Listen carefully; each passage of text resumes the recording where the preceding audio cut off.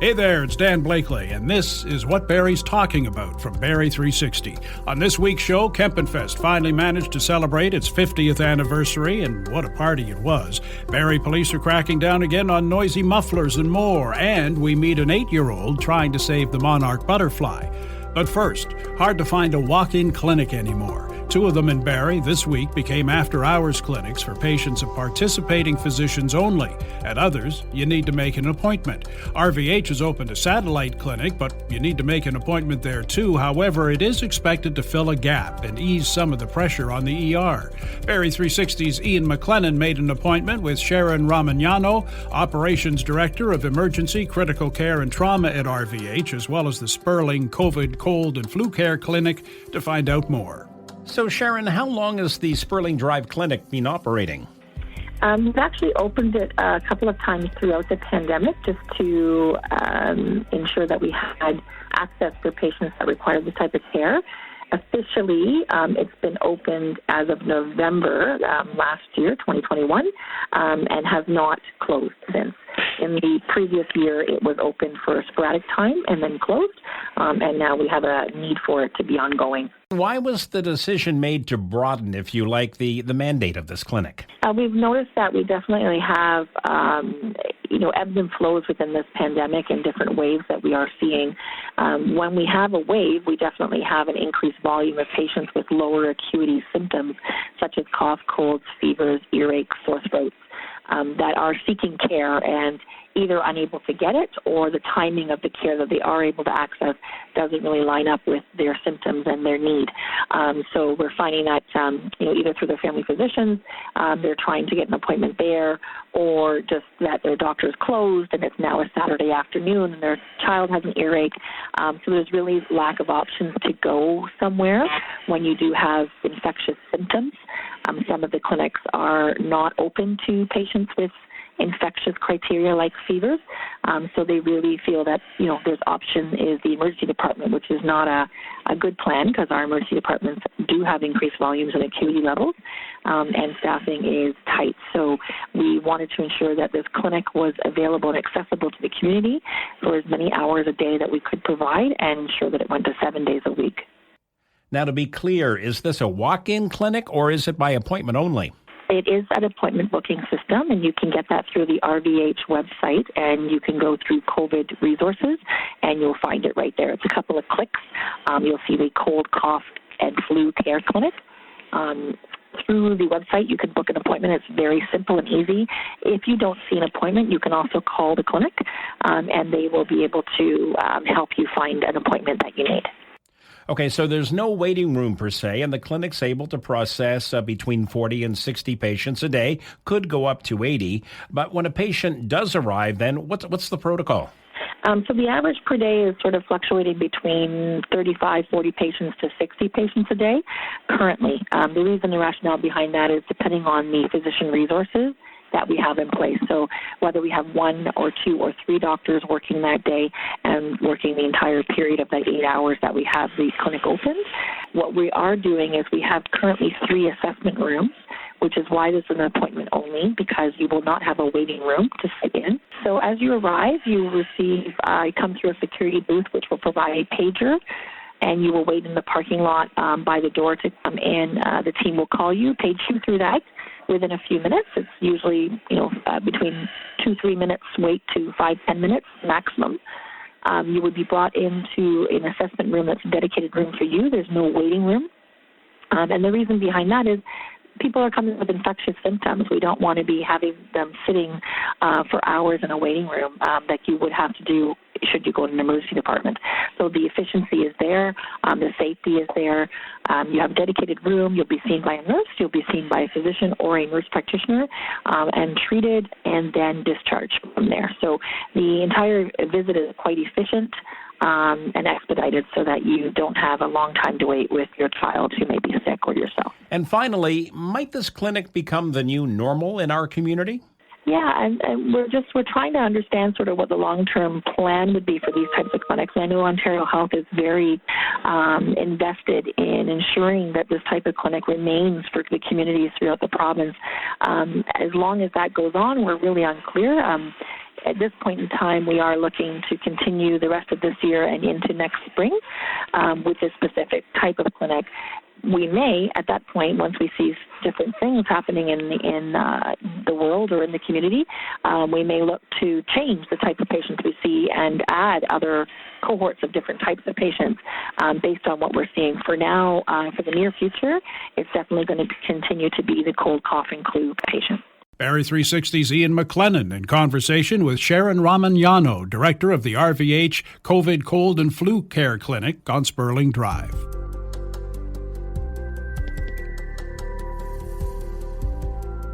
Ah, the summer. The sound of kids playing in the park, splashing in the bay, backyard parties.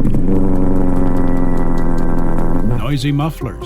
Complaints about noisy mufflers. Barrie police have renewed the effort to crack down on modified vehicles and the noise that comes with them. Not everyone convinced this should be a police priority, but Deputy Police Chief Wiley Allen assures Barrie 360's Will Conkin it should be.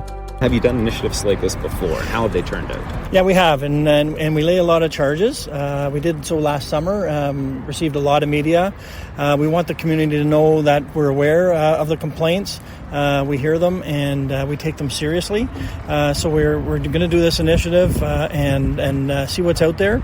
We thought it would be progressive to let people know ahead of time that we're taking a proactive approach and our officers are going to be out there. We'll also be doing another initiative through the summer. So this isn't just going to come and go in a matter of a day. And what we really want to do is educate the public that these modifications to their vehicles are disrupting people in their communities, and that they need to consider that before they do these unlawful modifications to the car. What modifications are officers specifically looking for? There's a number of modifications. Some can be safety issues around the tires and the mud flaps, but specifically as it relates to the noise campaign, something that would make a regular sedan or small car sound like a race car. And you can hear it coming down the road. In fact, if one was driving across Fairview right now, we'd probably have to pause this interview to allow the car to pass by. So it might feel great when you're driving the car and there's a lot of feeling of power with that car, but really all you're doing is upsetting everybody around you, and especially the people in the community where you are starting that car every single day. Does this include all vehicles, or is it just specifically cars? Will it be like motorcycles? It's vehicles that are modified. So if something comes from, and I know we hear things, Harley Davidsons can be loud and other things, we'll deal with them as they come up.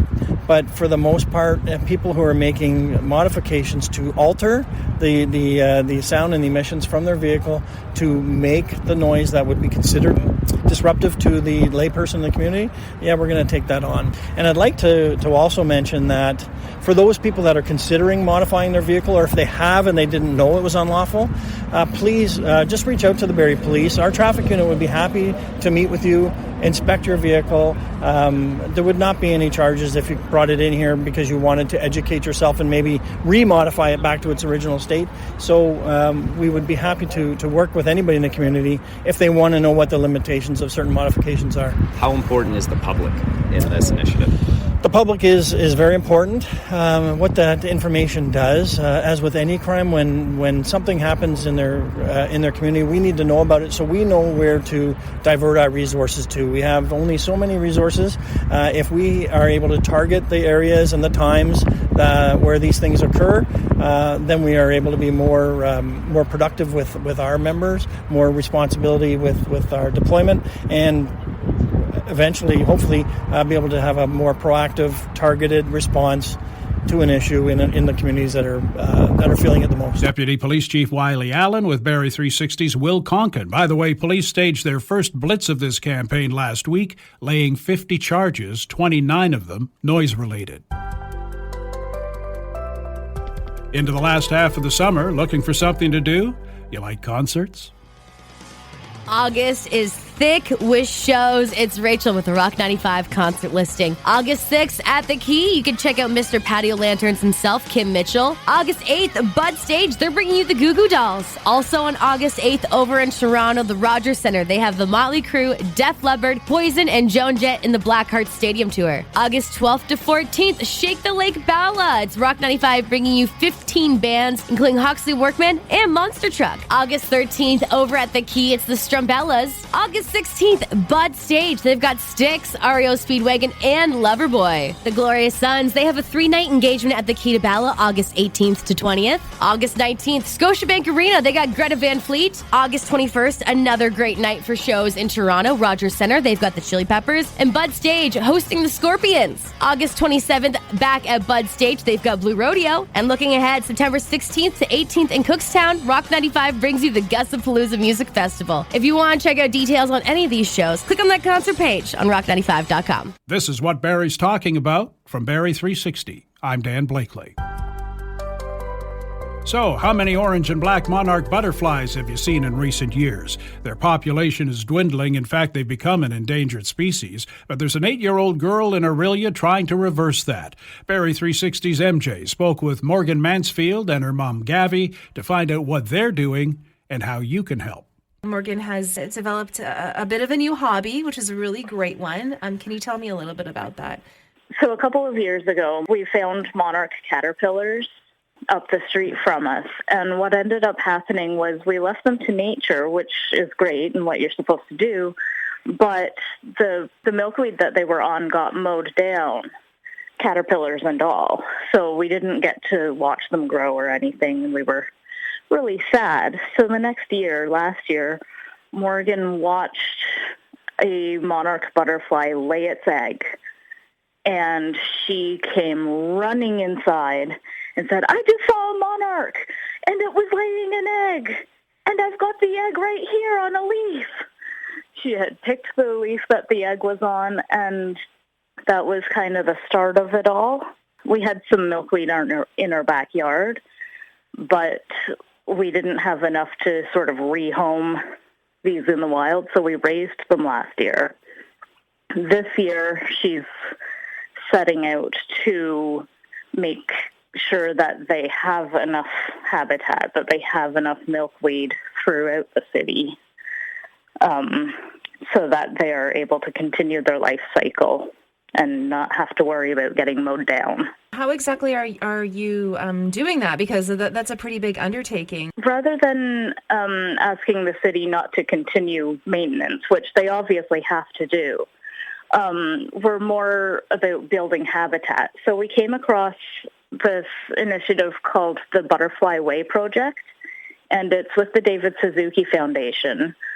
And we applied to become Butterfly Way Rangers, which are basically people who work with the David Suzuki Foundation Butterfly Way Project to create pollinator habitat and create what's called a butterfly way by planting at least 12 native plant gardens within their neighborhood or city or whatever. So that's what we're focusing on, is having as many people plant pollinator gardens as we can. And we're growing as many plants as we can from seed to be able to give away to people who want to be part of this initiative.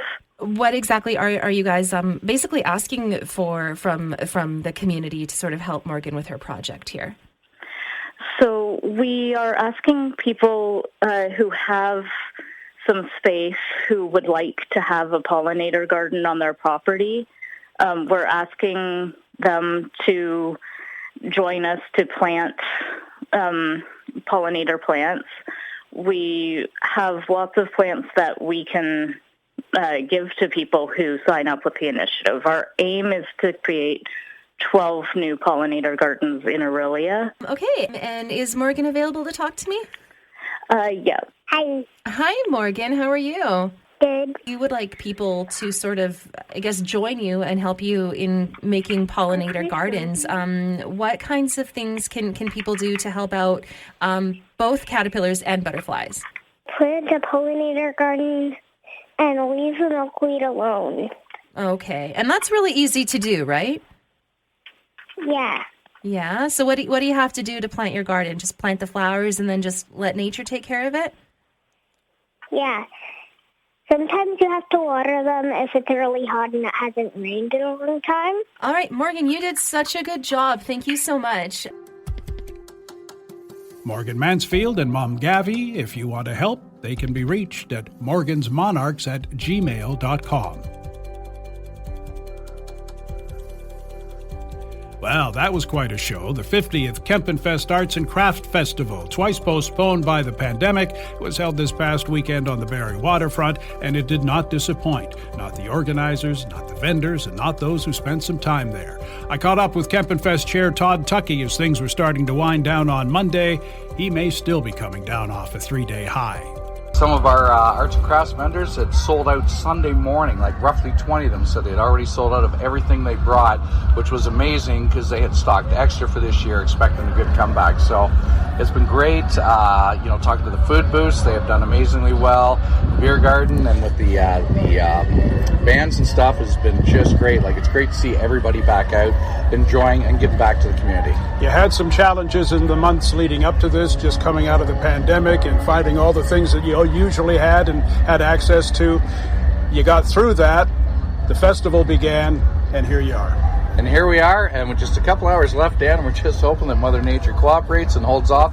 It'll be that 1 year in a long time that we haven't had any rain, and knock on wood, it's been great so far, and the crowds have been great. Everything's been great. I don't think we've had one negative issue or event here, which is awesome and great to be able to say. I was going to ask, can you remember a Kempenfest weekend where it didn't rain?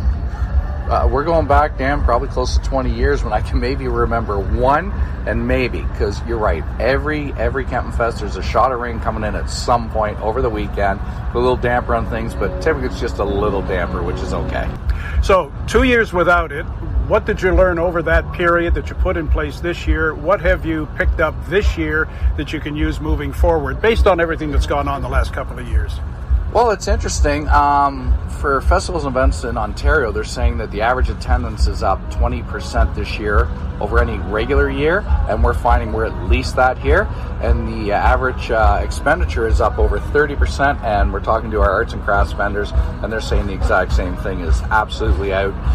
People are selling out of things. They're happy, they're thrilled, the vendors finally to be back, and they're taking orders even when they sell out, which is great for everybody, great for the economy, and for all the charities that run Kempenfest. It's great because we can look forward to next year, but we now have some money to put back into the community, which is what this is all about. The whole event's about that. And one thing people don't understand is Kempenfest itself is a charity. We're all not-for-profits that own and run Kempenfest, so there's nobody sitting at the top, taking in money from this event or anything. It's all the charities, and all the profit we make goes back into our community. So it's great to see the community support. So teardown begins in another couple of hours from when we're speaking here now, but the planning for next year begins almost right away, doesn't it? Yeah, we'll do a D-tag of the whole event, and we'll say, okay, what went right, what went wrong, what can we fix, what can we improve, and that happens within a couple of weeks of the event ending, and then we just move out from there.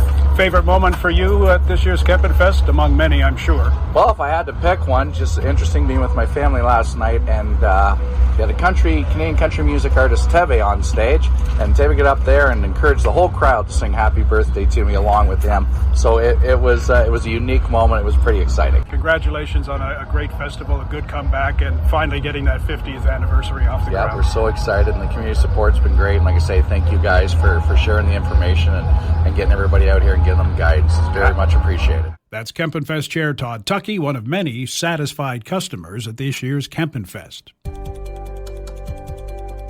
And we're done. Thanks to Ian, Will, MJ, and Rachel for their contributions this week. If you like what you heard, please subscribe to What Barrie's Talking About. Maybe rate it, review it. You can also keep up with What Barrie's Talking About on Facebook and at Twitter at Barrie360 and on our website, Barrie360.com. Look forward to getting together with you again next week.